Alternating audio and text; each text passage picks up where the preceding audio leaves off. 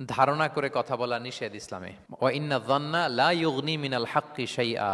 আল্লাহ বলেন ধারণা কখনো সত্যের বিকল্প হতে পারে না। আপনাকে সত্যটা জেনে বলতে হবে। আমরা এরকম সমাজে অনেক করি, অনেক আপনি পাবেন। ধরেন যে আপনাকে আপনার এক বন্ধু দেখলো, রিক্সা দিয়ে যাচ্ছেন, আপনার পাশে এক নারী বসা, তো সে অনেক কিছু খারাপ ধারণা করতে পারে।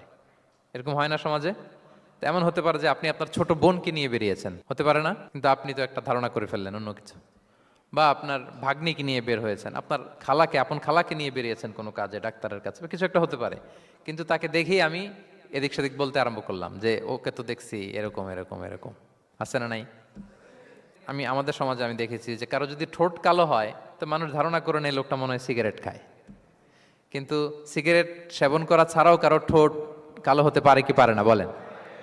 এই যে এগুলো সমাজে প্রচলিত। বিয়ে করার পর পর ইমিডিয়েট যদি কেউ একটা গাড়ি কিনে বা হুন্ডা কিনে, এটা কি বলে বলেন তো?